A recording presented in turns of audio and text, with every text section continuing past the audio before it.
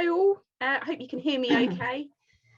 So we're going to start. I'm sure we'll have to get some joining as we go along, but this is A Love Note to Textiles, season 2, and for anyone who hasn't been on before, on one of the live sessions, Kathy Ross, who's with us tonight, has and I, we'd been doing some podcasts in the past and with other people, and then which we really enjoyed, but we felt it was lacking in the visual elements of and also interaction. So we thought it'd be really good to start A Love Note to Textiles and be able to talk to artists live. People can ask questions and we can see their work as we're talking. So unfortunately, Kathy wasn't able to join me on season 2. So we're doing a slightly different slant this season, and I'm having co-hosts with people who were my guests last season. So I'm really pleased tonight to say hello to Emily Tull, who is a award-winning textile artist, and I'm going to pass on to her, and she's going to introduce our first guest of the season. Hi. Okay, hello everybody.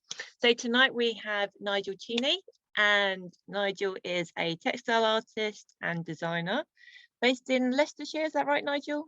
That's right. Yes. Yeah. In the UK, he was a lecturer and he did embroidered textiles at the National College of Art and Design in Dublin. His stitch work, which of course we're going to find out about tonight, is often a development from his drawings, his beautiful drawings from the natural world, and they have been exhibited across the UK and internationally. He's also been featured in Embroidery magazine, and he has been in some of the Batsford Textile books, by, including the Cass Home ones and Anne Kelly. And in 2013, he co-authored the Textile Surface Manipulation book with Dr. Helen McAllister. So tonight, Nigel is giving us a talk called But What Is It? And it's going to focus on the relationship between cloth, stitch and the purpose in his work. So over to you, Nigel. Hi, thank you, Emily, for that lovely introduction. Right. Let's see if we can share screen, and can everybody see the screen? Yeah. Is it coming up? Fantastic, great way to start. Okay, so very flattered to be asked to talk, and then of course panic sets in of, well, what am I going to talk about, because everyone who knows me knows I can talk for a very long time, and it's trying to focus it into something meaningful and different, and a different kind of talk than maybe I've given to other people. And at the moment, this phrase, but what is it, seems to kind of sum up where everything is at the moment. So I suppose I want to say I'm really grateful and a little overwhelmed that you want to give up a Wednesday evening to listen to some fat bald bloke talk about sewing. But there we go. That's right. I think there's a couple of people in the waiting room. I don't know if I can let them in or somebody else can do that because my mouse isn't working. So I'll do that. You do that, that's okay. Great stuff. Okay. Yeah, so that kind of sums me up really. This is showing me in action. Okay, and now, oh, it is moving on. Okay, so I suppose I want to frame about kind of what drives me and the kind of questions that I have and the need to make. And I suppose it really comes down, and everything kind of resolves around Alice in Wonderland, which we've just been talking about before with Alison, but it kind of sums up a lot of my interests and a lot of my kind of ways of thinking about things. So I put quite a few images together and I've got quite a lot of questions, and Alison and Emily may well feed in your questions or may have their own questions about things, and certainly hopefully there'll be time at the end if you do have anything that you want to kind of raise or clarify. As an aftercare sales service, if you do want to contact me, if something just didn't make any sense, or you want clarification or something, please do get in touch. I'm quite happy to talk about me always and forever. So I suppose, yeah, it's about the tension between different things that's really why I make things at the moment. And coming back to Alice in Wonderland, this little quote, "Twinkle, twinkle, little bat, how I wonder what you're at," is just that nagging voice at the back of my head all the time of like, what are you doing? What is this about? And I put this image there in terms of, it's from a very old drawing that's 30 plus years old, from a little sketchbook that I looked at again during lockdown, and is printed onto a synthetic voile and overlaid over a number of vintage, dead stock, found fabrics that all have a kind of personal meaning and resonance to me, that kind of come together in some way that inform the drawing in a way that I didn't know how to make it do 30 something years ago when I did it. And it is this sense of constantly questioning, reevaluating, rethinking what I'm about. And what is really wonderful about being asked to give a presentation is it's that opportunity to reflect on the things that you've done and look in horror and wonder at what on earth you were doing. So I suppose, because I spent so long, over 24 years, kind of teaching in a full-time capacity at a degree and postgraduate level, it's a case of being privileged to have been involved with so many people as they grow their practice and their interests. And the breadth of what I've taught between art and design has meant that I have fingers in lots of pies and lots of things I'm very interested in. And sometimes that's what drives the work, and sometimes it's kind of background noise I'm trying to filter out. So I suppose it's all of these different elements of something that to a greater or lesser extent inform every kind of piece of work that I make. And that's okay. So yeah, just to put a few images together of kind of recent things. So I work with photographic images that tend to be archival or family related or nostalgic. I work with found fabrics. I work with my drawings. I work with digital print. I work with machine stitch. I work with hand stitch. I used to work a lot with digital stitch, but since I left Ireland, I don't have access to that piece of kit. So it's it finds its way in a different way, but it's strange when you've been so used to a particular tool and you can't use it anymore. And I make and design kind of one-off product. So I'm going to try and phrase a number of questions and then kind of show something that I think relates to how that question is impacted on what I do. So I start with drawing, even if the drawing doesn't directly materialize into cloth. And that tension between drawing and sewing is something that has, I was going to say plagued, but not plagued, has intrigued me, has fascinated me, has frustrated me for a very, very long time. And I certainly remember, I would say most of my undergraduate experience was trying to find the correlation between drawing and sewing and trying to understand how they move at different speeds and how they can exist in different planes simultaneously, that they feed and nourish each other, but they're not sequential. And that was baffling for a very long time. And I had an epiphany whilst walking the other morning that I could spend the entire session talking about and elaborating. But basically, I've decided that drawing is like planting, cultivating, establishing an orchard, and sewing is like the fruit from those apple trees. Okay, and that symbiotic relationship of the two makes me very happy. It makes me understand why the sewing and the cloth is what I see as the end result, but how much I enjoy the process of drawing that allows me to get there. Okay, that's my little bit of philosophy for today.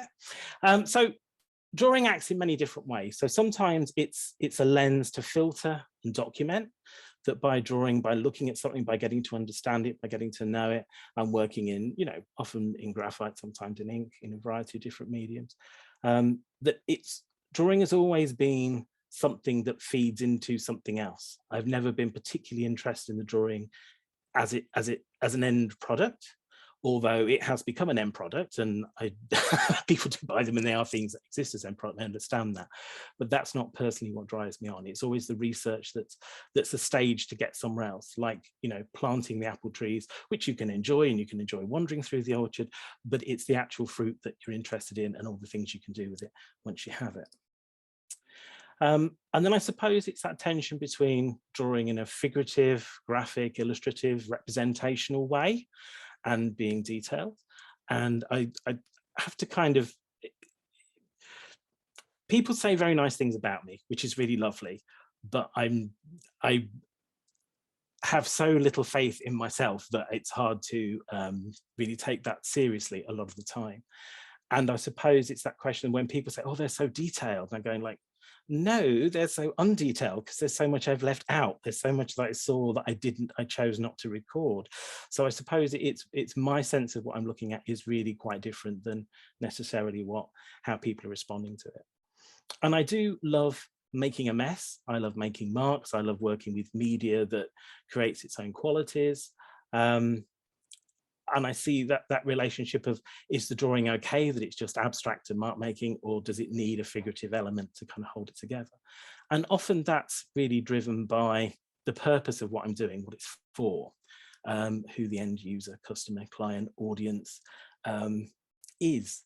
And that tension between art and design of something which is purely an expressive to answer my own questions and to satisfy my own kind of artistic and creative drives, or something that I feel is definitely for somebody else, is something that again kind of stays with me. So I've made many versions of this presentation this week, where I've constantly changed and evolved what I was going to say and what I was going to show you. And it was a lot longer, and it's got a bit shorter, and then it got a bit longer again. And at some point last night, very late, I realized that I didn't actually mention the word embroiderer anywhere in the presentation. And I kind of a little heart attack, little palpitations. I thought I was having a little mini stroke, going that really actually it's such an obvious to me. It's my definition of myself that everything I do is as an embroiderer. And it's a sense of guilt that maybe there isn't enough stitch, that it doesn't get far enough. I don't get to the embroidery long enough. It's something that gets kind of put off that's doing there. And again, it's this idea of, you do have to make sure the apple trees have grown before you harvest the fruit. And we can't just be frustrated that the fruit isn't there when we want it. We've got to kind of go with that time frame and the seasons and the sense of what's there. So, you know, I do feel that there's something incredibly wonderful about embroidery, the history of embroidery, the tension between craft and making, in that, you know, my craftsmanship will never be good enough for me. And I'm constantly in utter admiration of people with far greater dexterous skills than I have. But I think they're trying to do something different perhaps than I'm doing. And I have to be nicer to myself about that. And I do remember reading one of those lovely little memes a while ago that kind of said, you know, don't mess with somebody who does textiles. You know, we stab things thousands of times and it gives us pleasure. And I think that's my point about the needle, is that there is something, the physicality of sewing, the physicality of this material, of a thread, a yarn passing through a material, the front and back, the tension of it, that painting has never given me. You know, again, drawing is really important to me, but it's something that sits very much on a surface, and stitch has more to it than that does. And I suppose, again, in my work, it's times where I'm happy for there to not be stitch, which has taken me a long time to kind of acknowledge, because certainly at a younger age, I would cover every millimeter of fabric with as much stitch as I could humanly possibly do. And the idea of rest areas or the beauty of cloth itself was quite anathema to me. And I think that's because the cloth that I was using was kind of free to me, and definitely something not considered. I come from a background of doing kind of, you know, A-level fine print on paper. and that, you know, that didn't satisfy me. But when I printed on cloth, it was very much just a way of getting the colour and drawing onto cloth to be able to stitch and cover it up. And I remember a conversation in the Sorry, print. I was just wondering, because you said, I've read one of your articles that I think you did for a textile group online. Yeah. And you said that you feel you have to listen to the work and be open to change. Is that something you've had to learn along the way? Yes. From what you've said. Yes. Yes. No, that's definitely, I think, a maturity from a case of, I suppose, a more naive sense of starting out, that I kind of knew what, in my mind, I knew what I was doing, and therefore it's frustration that it didn't become the thing it was supposed to become. And I think as I've got older and perhaps a little wiser, I've realized that I know less about what it's meant to actually be, and I have to listen more to what it wants to become and what it wants to tell me. And that's hard. It was really interesting, Emily, when you gave your talk, and I remember listening to that, and you said that, you know, you had to work in a frame where you could see the whole piece, and you saw the stitch very much from a painterly point of view, that you needed to balance the whole thing with every mark that you made. And I was acutely aware that technically I don't work like that. I often work very much just on that little tiny bit that's in a ring in front of me, and trust that the bigger picture kind of makes sense. It's not that I don't step back and see the bigger picture, but what I'm doing, I'm very much focused in that moment. And it is hard when you're kind of looking closer and closer and closer to realize that actually it was working and you've now killed it. You have to kind of, you know, resuscitate it with a pair of scissors, or, you know, provide immediate surgery to kind of remove it or something. So I suppose in this slide, I'm looking kind of on the right is a close-up of the fur. It's a different section of the hair than you're actually seeing the photo there. But I mean, I've become to realize that machine embroidery for me is a very final end point. It puts manners on something. And if I machine stitch too soon, I hate hand sewing into it again. It feels really awkward. So it's this kind of love-hate thing of hand sewing and hand sewing and hand sewing. Is it done? Is it done? Will the machine just do the other bit that I need it to do? But not being able to do that until right at the end. And that's kind of that experience, to have the confidence to let something be and to trust that the process will work. And that's not always easy. Since I've kind of retired and moved back to England and work full-time and I'm kind of on my art, I say to people, I'm the happiest I've ever been, which is very, very true. I'm the happiest I've ever been. But I think my state of making is, a high proportion of the time is complete misery and not pleasant to be around. Because it's not, if it became easy, and if I reached the point where I knew the answer and I was just doing it, there'd be no point in doing it. There has to be that struggle, that strife, that kind of flying by the seat of your pants, kind of not quite sure it's going to work, for there to be any satisfaction in what I do. I can understand that, because it's that thing of feeling the need to push yourself forward constantly.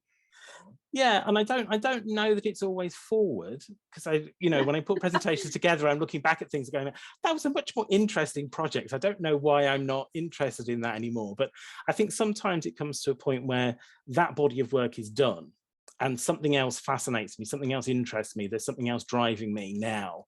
I have different questions that I want to answer. And sometimes those questions don't run for very long. You know, sometimes the answer is much more obvious than I thought it would be. And sometimes it's something that, you know, I find I keep coming back to. In putting this presentation together, I'm also putting another presentation together I'm giving to a guild in not a very long time, which is very different. And in there, I was suddenly making connections between work that I'd done 20 odd years ago, going like, oh gosh, I'm just a one-trick pony, aren't I, doing the same thing over and over again, from a different place. So it is that sense of reflecting and trying to learn and trying to listen to the past as well as moving on. Nigel, so, yeah.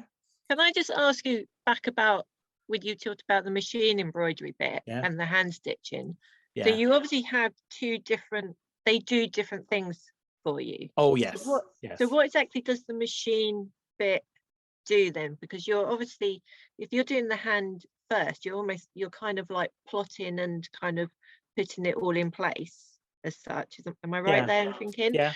And Yeah. then, so what does the machine do? Is that just kind of covering areas in a quicker way, or is it the feeling No, of the it's stitch? often quite functional. I mean, it's good that, you know, these pieces that are up are from 2011, the Gone to the Dog series that I did, that was about kind of money and value and pedigree. And these became a series of kind of large wall quilts, about kind of, you know, 1.5 meters squared. And I wanted it was dogs and banknotes, and I wanted all of the dogs to be completely stitched. And in the time frame that I had, I did about 4 dogs on 1 quilt, and that's about as much hand stitch as I could do. So the machine became expedient in terms of time for that project and the time frame it had to be delivered. But it was also that in the process, I do enjoy the surface disruption of quilting. And sometimes hand quilting and kind of canther and simple running stitches, they manipulate the fabric in a certain way. And sometimes it's the physicality of machine stitch that is the construction and holding it together.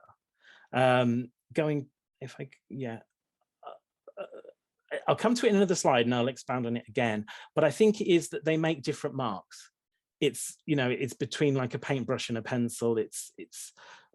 I don't find there's another comparison, another media, else I'd be doing another media, but there's a different physicality. So sometimes it's about speed, sometimes it's about that kind of nailing something down, that, you know, that comes to a point where it's like a definitive final mark, that a kind of full stop to it, but a punctuation.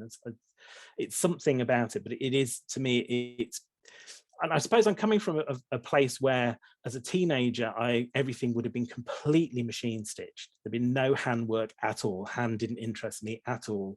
And it was all machine, and it was just such thick cardboard by the time I'd finished, because there was so much stitch and so much machine that only the machine could kind of penetrate this dense kind of stitch surface that I'd made.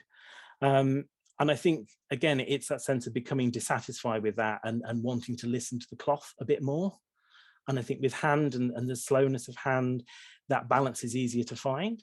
But then the machine is you know, it's a very technical thing that it does that certain times I do.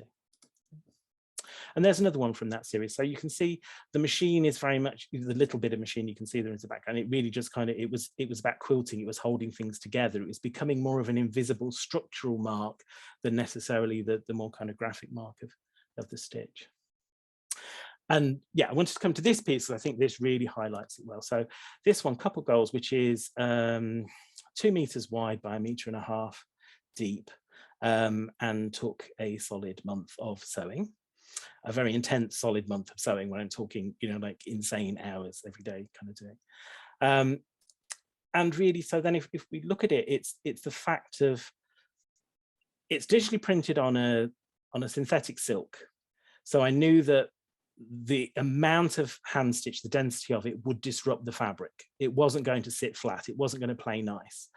And that quilting would kind of hold it together as a piece. So although, you know, it's beautifully tight in the hoop in each section that you're working on, you know that it can't possibly, you know, and other than working it and applying it onto something, I wanted it to be the integrity of the whole piece. So the hand stitch was from a range of very fine threads, very heavy threads. And within that process, it's like the machine stitch on the top really kind of, the stitch itself became so painterly, it became this graphic thing that kind of brought it back together again within the gibbons themselves. And then the machine is very much quilting the background and those oak leaves, and then this is differential shrinkage, so it's a layer of wool behind the silk. So it's all hand stitched on the piece of silk on its own, it's laid onto the wool, it's quilted through the two, and then it's thrown in a washing machine, and the wool will shrink far more than the synthetic silk, and therefore you get this randomness of puckering that, to me, offset the very graphic mechanical nature of the print. And it became, again, this tension between nature, man-made. These are, you know, rescue gibbons that are in monkey world that, you know, would be dead if they weren't looked after, but nobody wants there to be a place where wild things have to be kept and looked after. We want them to be in the wild. So it's this necessary evil of incredibly good people looking after things and keeping them safe that should never have to happen.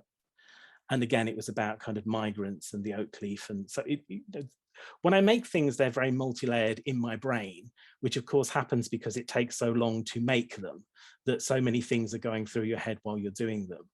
And at the end of the day, whether people get the full sense of what's there or not, that doesn't really interest me. It has to satisfy me that I've made it, and if people get things from it, that's lovely.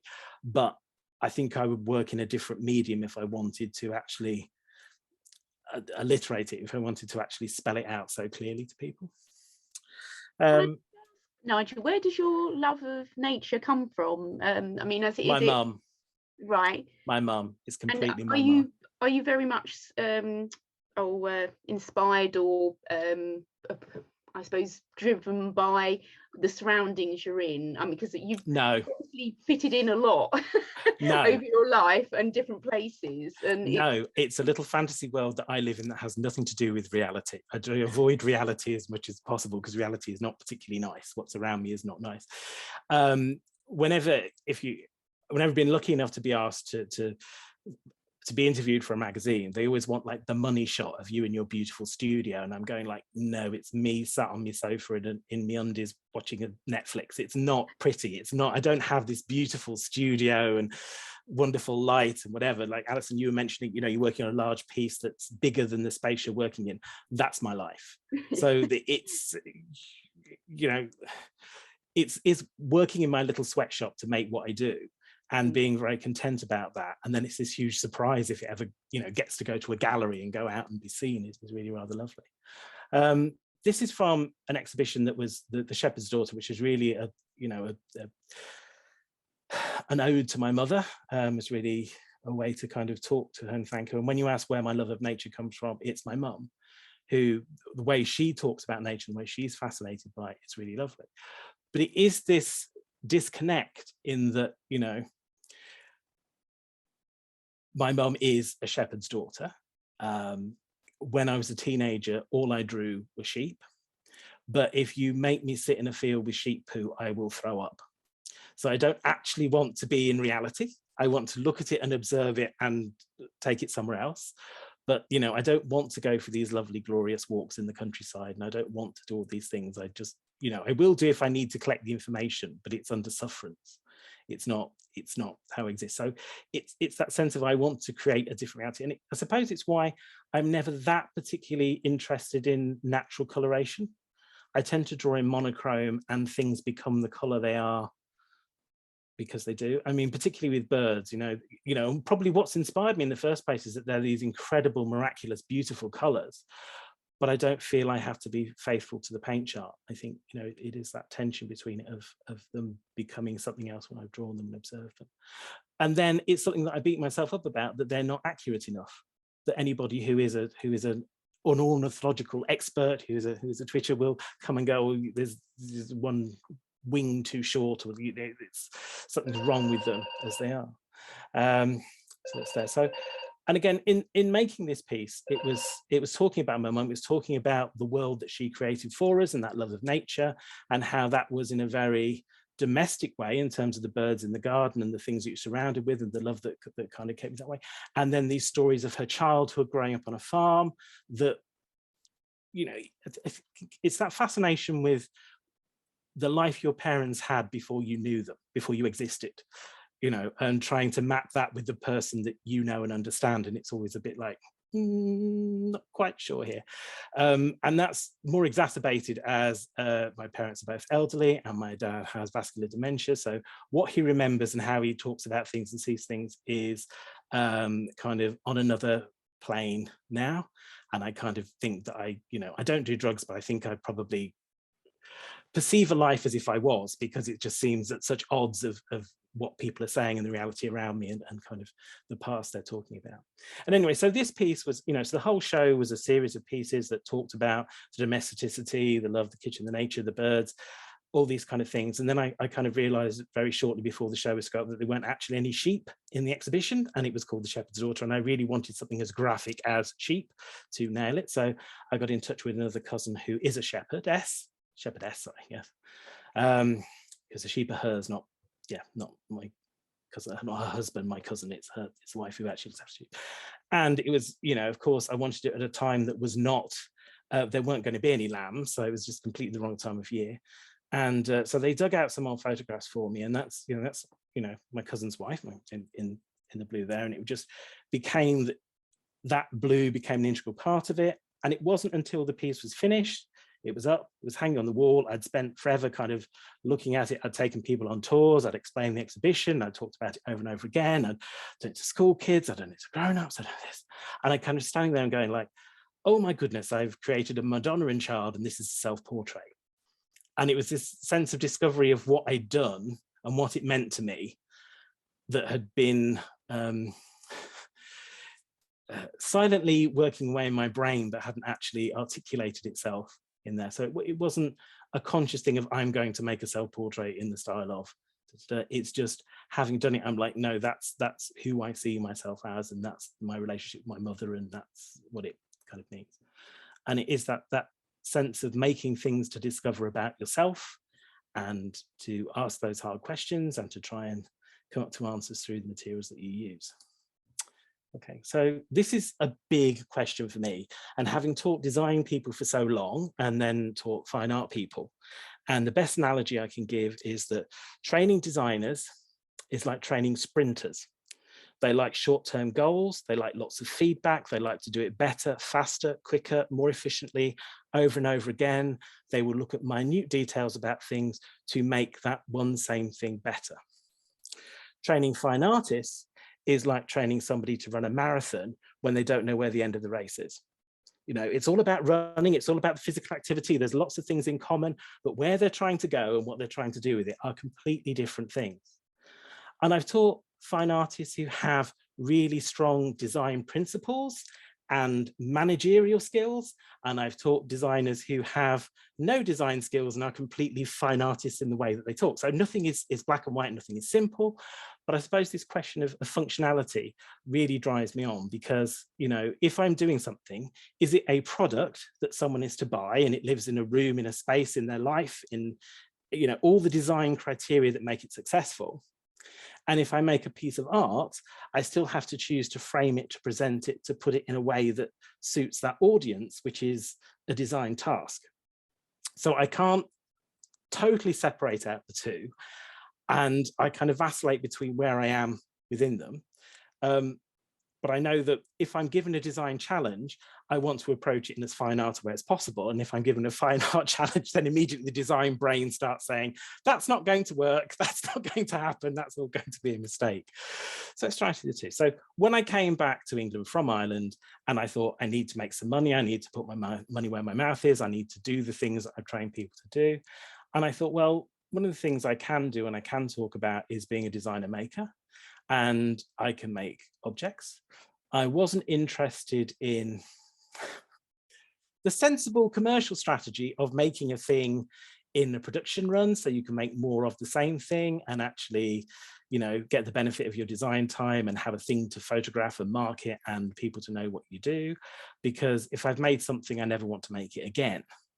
And that's a bit of a problem being a designer who makes things. It's fine if you're a designer and somebody else makes them, because then you don't care, you're still busy doing the fun, creative, one-of-a-kind bit. But if you're actually trying to make more of them, that is a bit of a problem. And if somebody ever asked me for more of the same thing, I think I would implode and probably just, you know, ghost them, pretend I'm dead, some reason to not ever deliver what they've asked for. So when I came back, it was, you know, well, what am I interested in? I was interested in particular things, in kind of architectural details, in black and white. I was interested in the digital print. I like the cushion as a format. I'm very attached to cushions. I like the tactility, the fact you can hold them. And on the left, those kind of sparrows were really important to me in that it was a way of taking a painting, being able to reproduce it. There are a set of 4 cushions. Each is stitched in a slightly different color variation. So it's a bit like kind of, you know, identical twins. You know, if you're their mum, you know, you can tell them apart, but if you're somebody in the street, you can't. And if you see them separately, you don't know what they are. It's only when you see them together, you can, oh, that one's a bit taller, that nose is a bit more crooked, you know, it's there. And what was really lovely is the home that they've gone to. has spread around the diaspora of a family. So it becomes like this kind of portkey that they can touch that kind of brings the family together. They all know they've got one of these set of cushions. And then on the right were throws, and throws became really important to me in terms of a product that I do really love. I love the kind of comfort of a throw, the kind of the fact you can hang it on a wall, it can be a piece of art, you can drape it over a piece of furniture, it's got a front and a back, you can cuddle yourself in it, you can, you know, have the worst day of your life hiding underneath it, you can, you know, put it out when posh people come to visit you and nobody sits on it. It has a role of different lifestyles and functions. The cloth that it's on, the kind of marriage, the physicality of it. I like everything apart from when I've actually decided then I have to start sewing it. And it's this enormous, great thing that's always heavy and warm. And I always want to do the sewing on the hottest day of the year. And you're buried underneath this kind of mountain of wool, going like, oh, gosh, you're so stupid, aren't you? Why do you have such stupid ideas? And then again, I use the differential shrinkage technique. So it's a case of all of this stitch, and then you throw it in the washing machine and the wool shrinks more than the top fabric. You end up with these kind of unexpected ripples and ruffles, and that kind of letting go of control is important to me, but is never easy. And I don't know always get it right, but then don't risk anything, don't achieve anything. And during lockdown, that led me to like, you know, well, I'm not really making more product because I don't have anywhere to sell them or show them. And, you know, they're not things that work for me online because people need to touch them and want them and be a tactile thing they can handle. It's just an image of it, doesn't really sell them. So they became more art objects, and that's when the security blankets started. And again, lockdown was very much a time of using up fragments, odds and ends, things that were left over. I tried not to print new things. I tried to actually wade through the mountain of detritus. And I'm sure other people are the same in that, you know, there's a tiny little offcut of something that you made that, you know, it has potential. It's like a little seed. You can't, you know, it's no use whatsoever, but you can't be ruthless enough to get rid of it because it might just be the thing you need at some time in the future. And that's where all of these ends and offcuts came. And, you know, I do love the fact that there's a front and a back, that they're very different. The back tends to be very plain. I don't intentionally see what the back is. I'm quite happy to discover it at the end, and then it might have a minor tweak to just finish something. But I kind of like it to be the honest working out. It's a bit like, you know, I was very good at maths as a child, and it was the fact that you showed your working out was a bit that interested me. I wasn't actually ever interested in what the answer was. I was interested in how you got there and the method behind it, and how the many different methods there could be and how you showed it. And that's what I kind of like about those blankets. And as much as that blanket is still very much functional as a throw, and that question is, it could be a designed object. It wasn't made as a designed object, but it is a designed object. And these ones, which are wall mounted, the Moon and the Melodies series, are very much not a design object, because then I went and sewed on discs of decals on porcelain. So, you know, there's no way you can actually use them because it's got this great big lump of ceramic in the middle that is going to break or kind of shatter or do something if you try and use it to function. But the fabric was very much, you know, was a gift from a friend, that it was, you know, it's when I first started, rather than working with throws, I actually started working with old blankets. And I love the fact that they had a previous life, that they were slightly shrunk, that they'd got stains, they've got marks. I mean, not in a repulsive stain way, you know, in a way that, you know, there were wear and tear stains, not like something disgusting that, you know, you want to be a CSI program on. And it just became this kind of way of using this mountain of stuff that I got that all kind of went together.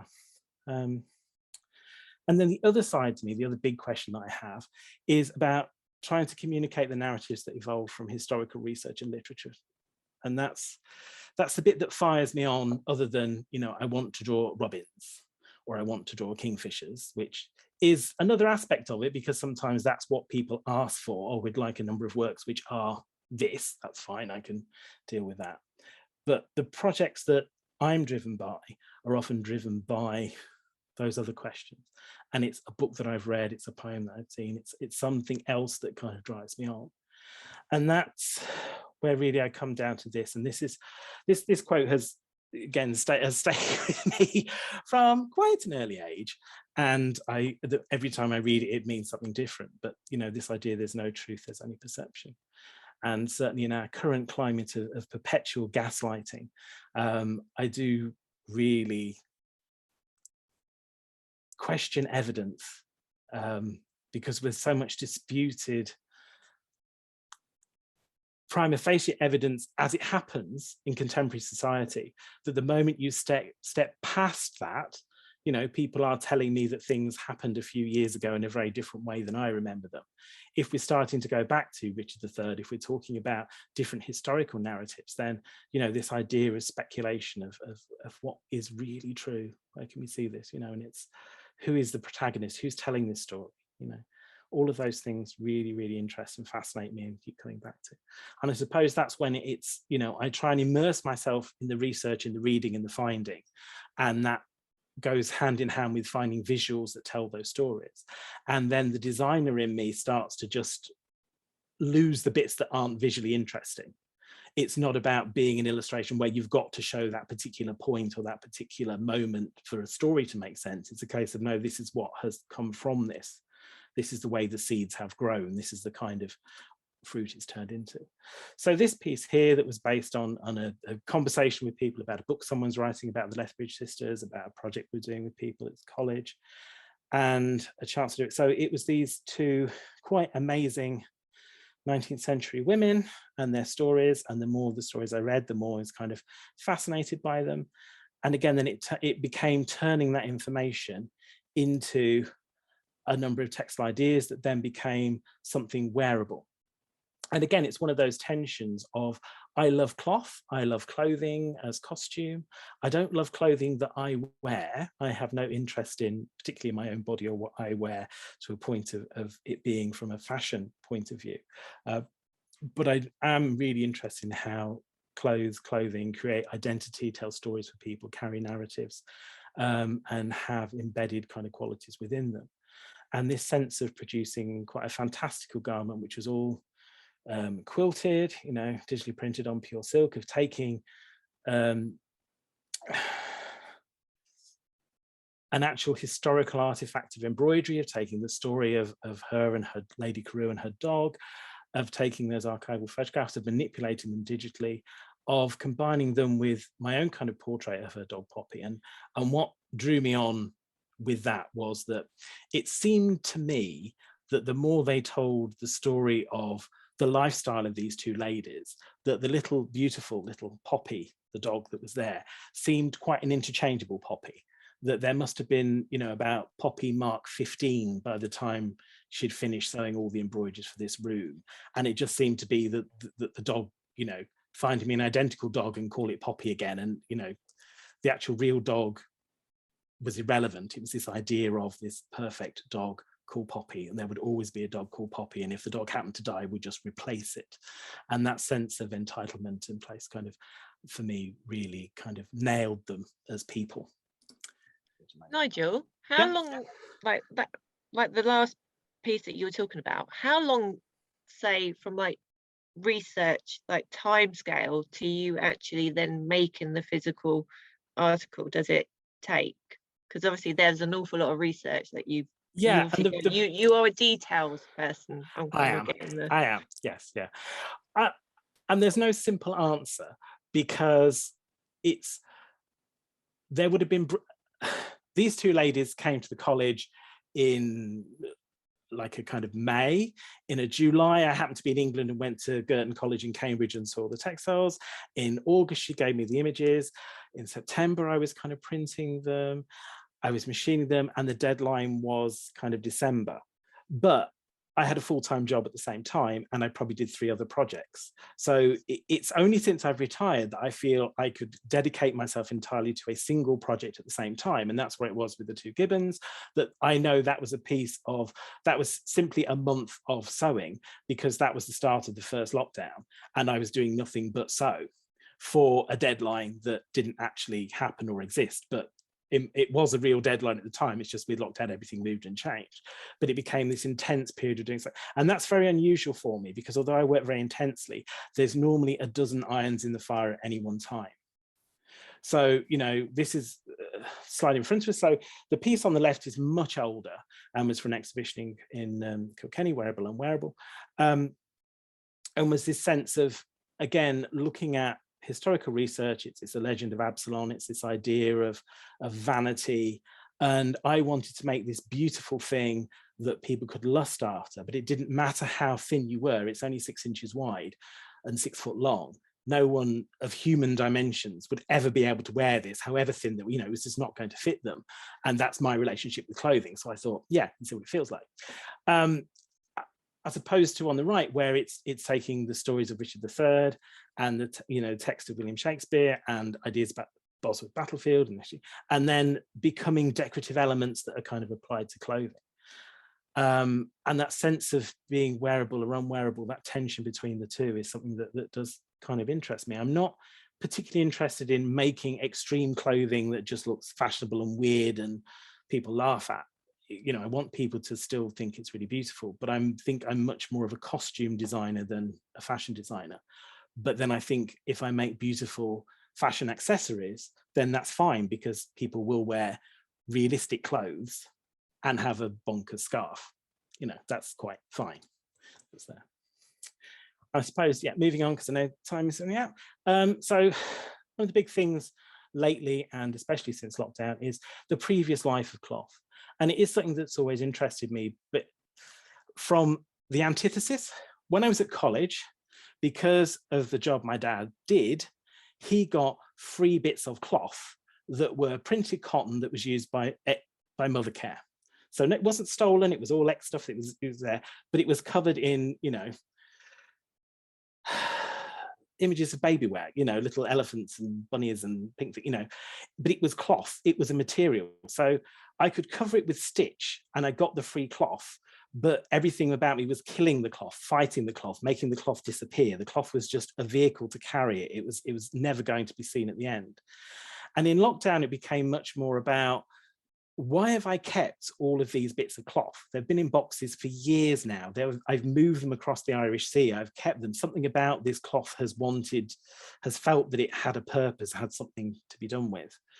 And therefore, you know, the kind of stories in the cloth became really important. And again, so this piece, you know, I know that the floral print in the background is a pillowcase that I bought in a market in Italy, and I can remember the day, and just looking at the cloth takes me back to the person I was with, to that place, to that time. And that's a memory that isn't shareable, isn't transferable, and nobody else seeing it really would ever know that or have any knowledge of that at all. It's not, you know, no art historian is ever going to know that. It's nothing about the cloth as an artifact. It's about my experience of that cloth and that memory of that cloth. And that then infuses the work for me that enables me to do with it what I do, as opposed to trying to literally tell that story or communicate it to somebody else. You know, so it's a nice anecdote I don't mind sharing about it, but I don't think you have to know it to see the work itself. And then again, this notion, you know, as an embroiderer, I think I've always been sustainable because I'm very thrifty. If you spent a long time sewing something, even if it's rubbish, you're going to cut it up and find some purpose with it, because it kind of contains so much effort and time. And I don't like waste at all in anything. I find it really quite abhorrent and difficult, and feel very guilty about waste. But as some people watching this presentation, I can see them smirking and when they're frames. You know, I am not Mr. Sustainable. I don't have a green agenda. I'm a terrible, terrible person in that way. I don't really have any interest in the future ongoings of the planet, because I don't think we'll be around. I think Siberia will melt and we'll all drown, and at the end of it, and it's all futile. But in the meantime, we're going to sew beautiful things and have a lovely time. But I'm not filled with hope and desire for the future. And, you know, my millions of cousins with all their children who are really rather lovely, I feel terribly sorry for, because I can't see them having an amazing future, because I think we're all pretty messed. But anyway, but in the meantime, there's no reason why we can't try and we can't do things. And I really admire other people, and I'm totally there with it. It's just not who I am. Anyway, confession time. Now, whereas this, you know, the inside of a garment. So, you know, that's part of one of the jackets that I did on the Richard III project that was taken apart. And the lining bit, which had no sense in the garment, was just in the way, was there, but I couldn't throw it away because it was just fascinating, and the piece of stitching that was there and the tacking stitches that can structurally hold a piece of tailoring together were really fascinating, but they didn't have anything to do with that project. So it gets kind of scrunched up in a bag and in a box and in another box and then moved across country. And then eventually you're kind of going through it all going like, well, if I put it with this, now suddenly the flavors start to make sense. This is the spice that this boring thing always needed to kind of bring it together. And suddenly these kind of marriages start to happen. And a lot of making is by covering every conceivable surface. So basically you have to send your mother out shopping so you've got a bit more room in the house, and spread everything out. And it's almost, I used to say it was like dealing out cards, but I've decided now it's much more about like place settings at a wedding. You know, all these guests have got to come to the wedding, but you can't put Auntie Doreen and Cousin Roger on the same table because that's not going to go very well. But if you put these people together on a table, it's all going to be lovely and wonderful and everybody will enjoy each other. So it's a case of all of these different ingredients have to come, all of these guests have to come to the wedding, but I have to think about how they sit alongside each other. And again, with these, just different bits that come from different places, different times. And this tension between, you know, very sophisticated machine stitch that I couldn't do by free machine, the computer, you know, I can create it and control it and move it and hand manipulate it, but I can't control the machine to do that. And then quite naive hand stitching on the right. I like both these things. Sometimes they go together and sometimes they don't, but I'm greedy. I like lots of stuff. And again, this one, you know, racked with guilt. Is there enough sewing? I think it's finished. I think it's done. It went to a home. Somebody seems very happy with it. I didn't know what to do with that drawing when I did it. And it wasn't until I printed it on that fabric and I found these other fabrics and I layered them up and put them together that suddenly it made sense. And then this last little bit that I finish on really now is about the venue itself. And that's something that I'm particularly struggling with lately. So I used to make stuff that went to exhibitions, that went to other countries that I felt was really posh and important and kind of grounded me in being an artist. And wasn't that really lovely? And wasn't it fantastic when people saw it and talked about it and commented and left you comments? And you could see on their website that people were interacting with it. And that's all really lovely and makes you feel very, very grand and very special. And then you move back home and you get offered a window in the town. So Harbour Artists Cluster, you know, every September they take over the town's windows and artists put little pieces of work in the window, and it tends to be something discreet. It doesn't counteract their selling. It's just a piece of art in the window that becomes an interesting thing in the town to kind of walk around. And I was offered the dry cleaners and I kind of took over the entire window, and it got a bit bonkers. So work that I'd shown in multiple venues in very posh places suddenly is in this, you know, rather charming little dry cleaners in a local town. And the work has never made more sense than in that space for me, because this work was about my family. They come from this town. They would have walked past this building. They would have used this dry cleaners. They would have, you know, everything about it suddenly had a cohesion and a sense to it that made a lot of sense to me.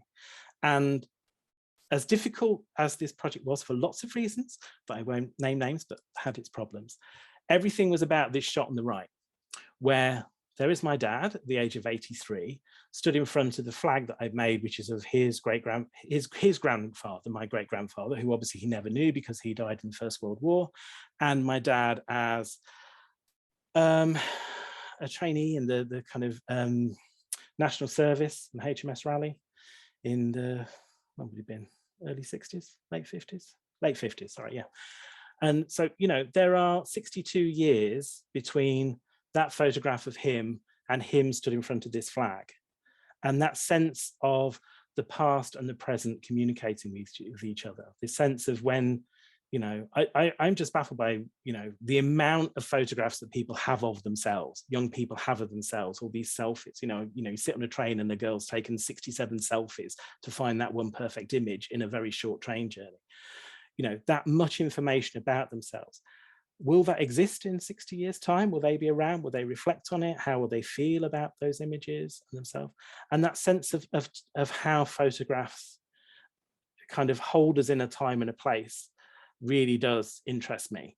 And I can only look back, I can't look forward. So it's a frustration. I want to look at photographs of the future and compare them with now, but obviously that's impossible, you know, but maybe time travel, you know, get that. Make friends with Aaron Musk, something will happen. I suppose this last question is, you know, why the dickens would anyone spend all this time and money sewing is the thing that kind of gets me. And it's really quite simple. If I don't make, if I'm not drawing or sewing, I'm not in a good place mentally. And it is that sense of anxiety drives me to feel I'm being worthwhile and productive, and sewing is the way that kind of does that ultimately. And it is love-hate, because it's not always fun sat there sewing, but it kind of is, but it kind of isn't. And you could always be doing something different than the thing you're doing, but this bit has to be done. And there has to be that, you know, there's a sense of marked things. And I'm sure other people are the same. It's like, you know, I'll just do another 5 stitches before I allow myself to go to the loo. And then you find that you're an hour later and you're still sat there sewing, going like, why am I so bloody stupid? Like, nothing's going to happen if I put it down. But it's just, you're just in this moment, in this third of making. That's where you are. Right. And then the last thing. So, you know, technique, craftsmanship, I've alluded to that before, how important that is. And I think that's a question I have through being an educator, is that, you know, you've tried to teach people and instill this into them. And, you know, Emily was kind enough to mention the book before.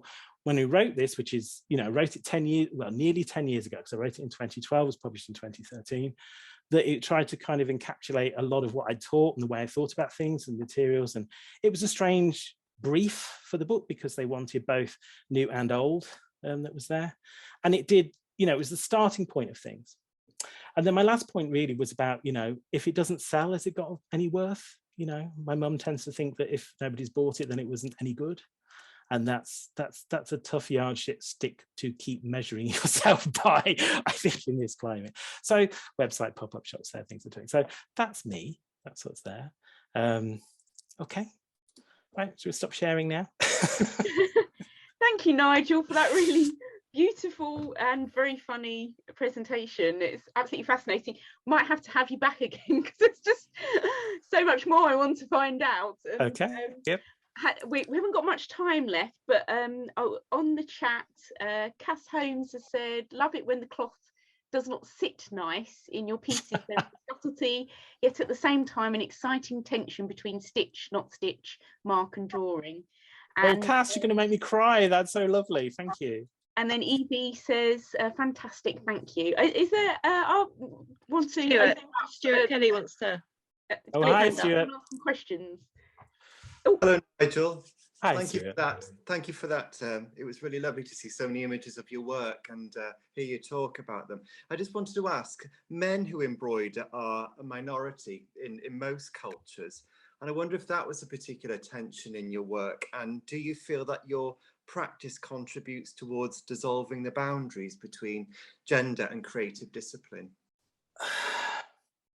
It's a question I've been asked many times.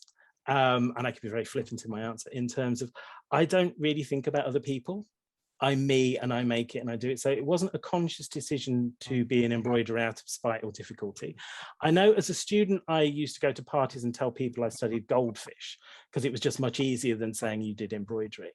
Even though I didn't know anything about goldfish, it just seemed to be like that was fine. And then they didn't ask any questions rather than saying strange things. If I break down barriers for other people, that is fantastic, but it's not my mission. I'm very much just me sewing. I haven't taught very many men either. And I don't know. I just don't know the answer to that. I don't know why it's a gendered occupation. I mean, I've read a theory. I can tell you all those kind of reasons, but I don't know why that's still the case. It makes no sense to me whatsoever. And it's, you know, and I can preach about how wonderful and amazing it is to anybody at any time for anything, and I just sound a bit insane kind of doing it. But I don't know why more people don't. I don't like being in a minority that way, but then I don't necessarily like anybody's work because they're a man or a woman, or what, like, that's not part of it. But you know, I'm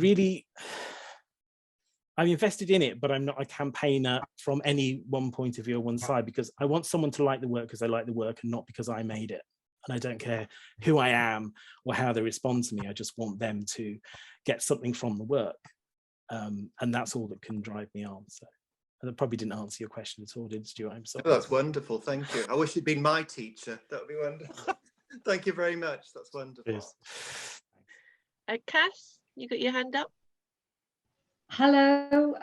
Hello, my dear. Lovely to see. I don't know if you can actually. Oh, I can see Yeah, you. I don't Yes, know you're looking whether very I'm- glamorous. Anyway, yeah, this is a case of reparative stitches, which what you were talking about, not Yeah. wasting anything. Yeah, yeah. But that also goes hand in hand with something I really touched upon recently, and you said about it's for your own sanity. And I get that completely, particularly at the moment. But there is something about that very act of putting a needle into a piece of cloth and drawing things together, that despite everything that's going on around you, it holds you true to yourself at times and what's important to you. And I know it sounds airy-fairy, but there is something fundamentally sane about stitching amidst all the other things that are going on that are insane in this world. Yeah, I totally agree. And I also think it's the finite nature of it, in terms of a piece of thread is necessarily only so long, and you stitch and that thread ends and you have to breathe and you have to rethread the needle. Even if you're on a machine, the bobbin runs out, you've got to stop it. It has its natural breaks and pauses and rhythms that I find very important as well. And I like the fact you mentioned that you do the hand stitch. I got the inference that you start with mostly the hand stitch and then use some of the machine stitch because you find it hard to do it the other way around. Yeah, yeah. I don't know if I'm misinterpreting or misheard that intention. For me, I think it's about the dances and the rhythms between the two. So using an Albanina, I just see that as another way of making a mark, and it's like dancing with the machine. I think it's for me, if I get to the machine too early, I keep going and I do too much. I get that. It's about, I suppose it's when you add the seasoning when you're cooking. You know, some seasoning has to go in first to mature with the flavour, and then some can be applied at the end, and it's just how it works for me. I've just found over the time that, you know, I do some things that are completely machine and some things are completely hand. But if it's hand and machine in those kind of ways, it's like, it has to be like 99% hand, and then there's this little dash of machine at the end that kind of tidies it up. Yeah, I get that within your work as well, when you have such strong visual elements as well, often within your work. I kind of don't have that sort of relationship. They're just, for me, different ways of making a mark. But I'm more aware of the fact that a lot of my work recently has started and have been fundamentally much more connected to hand stitch, that's slowing down, rather than machine stitch. But machine stitch will always play a part. They're just, you know, but your work is always another amazing. tool, and it's that. I mean, in this last series of bird drawings that I did, I suddenly found that I was reaching for a paintbrush, and I was going like, "What is happening? Why should I need the paintbrush to? What was it about that mark that I needed?" And it was just something I felt had to happen. Yeah. I'm Fabulous sorry, talk. we haven't got much time left. Sorry, I told you I talked too much. No, not at all. I say I wish we could have longer, but it affects the quality of the recording, unfortunately. But Kathy, I see you've got your hand up, so I don't know if you want to ask the last question. Hi, Kathy. I can't hear you. Sorry. Oh. I particularly liked how you spoke about the tension between drawing and needlecraft. I think it's something that it was lovely to hear how you kind of use one for research, and then that you do find that the embroidery is the end piece. I think sometimes when you're working in textiles, there's just so many things you can do that, you know, the potential is enormous. So to have, you know, drawing as a research base is just lovely to hear you talk about how you do that. Thank you so much. And girls, excellent first episode. Well done, everyone. Yes. Brilliant. So thank you, everyone. And thank you so much, Nigel. It's been wonderful. And our next session is the 16th of March. And that will be with award-winning textile artist Leslie Wood, who's with us tonight. So another one to look forward to. And co-host will be Jane Sanders, so Stitching in the Kitchen. So it's going to be fun. And obviously you've all been live tonight, but if you want to watch anything back at all or let people know about this session, then I will be putting the recording on YouTube. If you do miss out on any of the live sessions coming up, then please just subscribe to the A Love Note to Textiles YouTube channel, and that will give you updates. The other thing you can do is join the Eventbrite as a subscription, and that will give you updates, so you'll be able to get to the live session even quicker. So but I will be putting stuff on Instagram as well. And thank you very much to my co-host Emily Tull, and have a wonderful rest of the evening, everybody. Thank you. Good night. Yeah. Thank you. Thanks, Bye. Nigel. Thank Bye. you. Bye.